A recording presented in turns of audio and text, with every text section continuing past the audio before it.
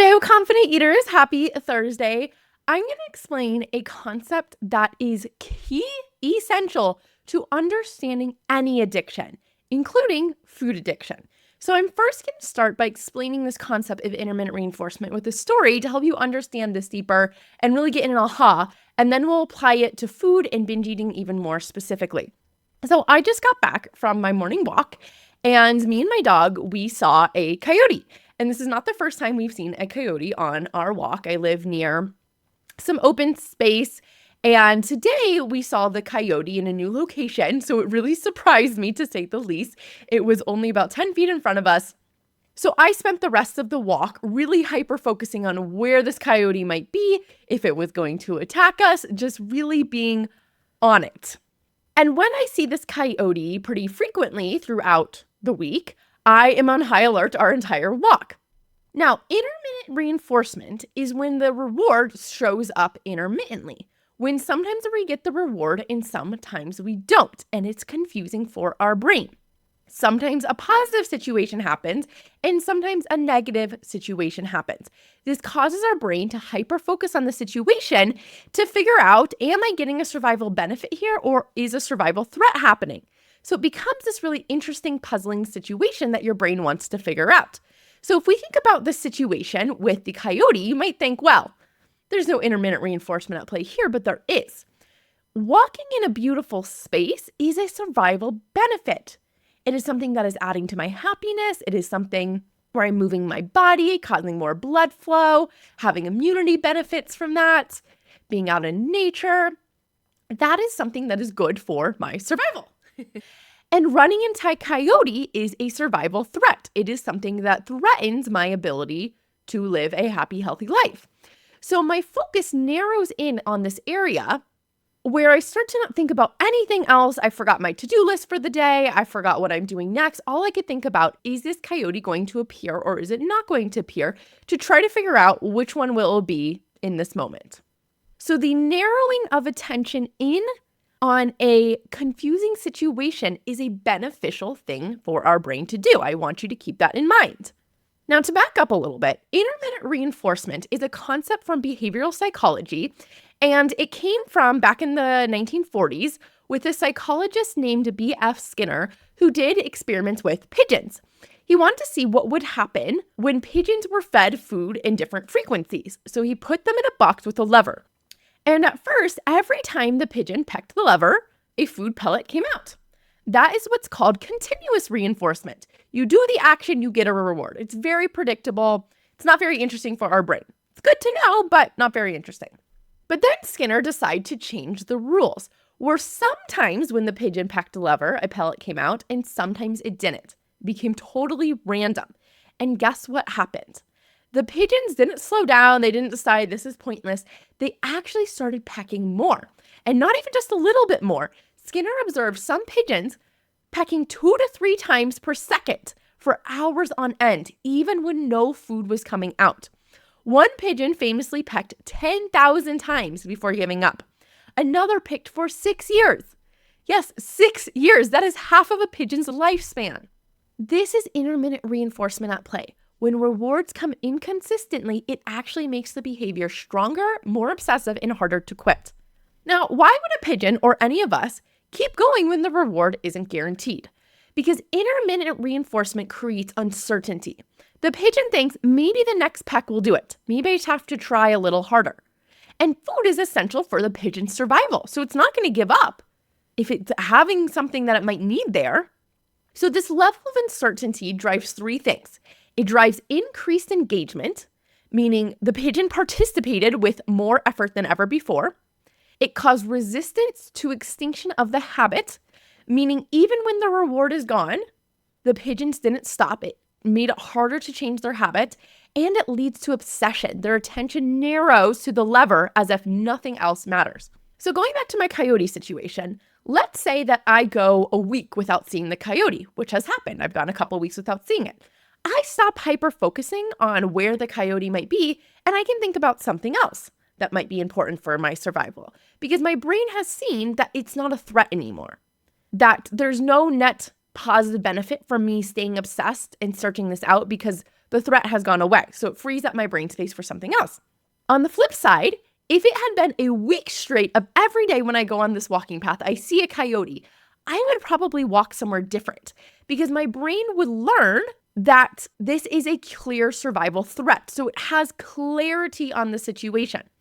And when I would walk somewhere different, it wouldn't be hard. I wouldn't need weeks of journaling or emotional processing to do it because my brain is very clear and aware that this is a survival threat. It's not causing me any benefits. I don't want to go up and snuggle with the coyote because I know it's a clear survival threat.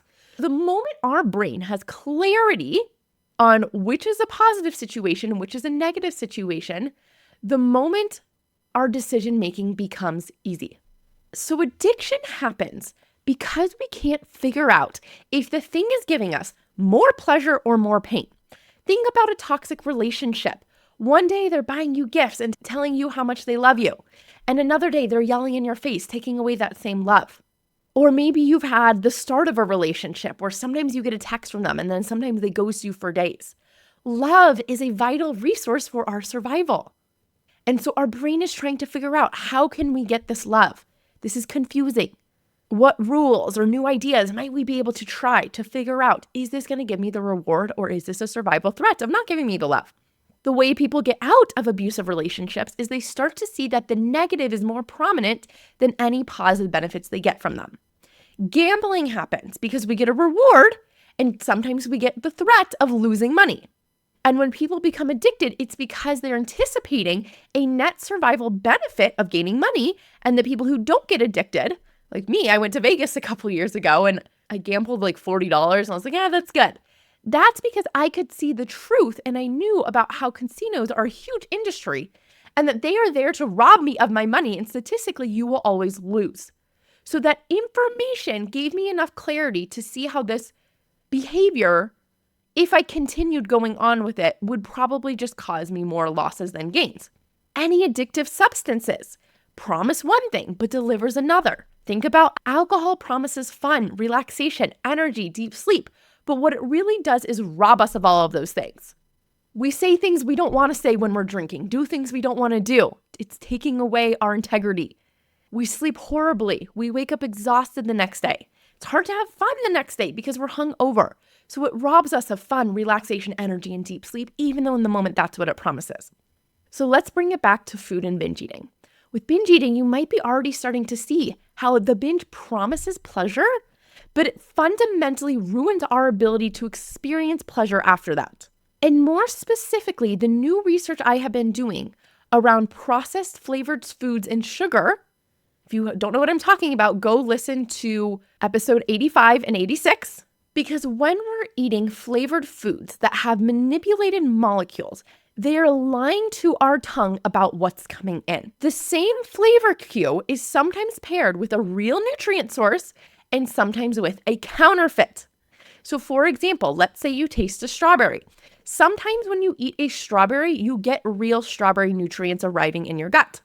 And other times, you just taste strawberry flavor, such as in a protein bar or a shake, yet no strawberry nutrients arrive. Our tongue perceives that these highly processed foods have a high nutrition amount based on the way that they taste, because our taste buds don't really know the difference between a real strawberry flavor and a fake strawberry flavor. Otherwise, we wouldn't eat it. So even though our taste buds think nutrition is coming in, none or very little nutrition arrives in the gut, creating intermittent reinforcement in a situation where we now need to hyper-focus on where are our nutrients coming from. Your brain has learned sometimes when I eat the food, I get nutrients, and sometimes I don't. So I better keep going to figure out where my nutrients are coming from. I better keep eating in case I might get that pleasure of having nutrients arrive in my gut, a vital thing for our survival. And so when this intermittent reinforcement is at play with food, increased engagement, you eat more quickly and you eat larger amounts of it with more urgency, just like the pigeons did. You have a resistance to stopping the habit. Even when you want to quit, it feels impossible. You have a heightened obsession with food and eating, researching it all the time, looking at cookbooks, obsessing over recipes. Food is taking up way more mental space than it should. This is not a malfunction. I really want you to understand that this is a normal response to intermittent reinforcement. It is the brain's survival logic. If something is important for our survival, like nutrients are, if we don't get enough nutrients and vitamins and minerals every day, we will die. The safest move is to keep trying eating until we are sure what the rule is.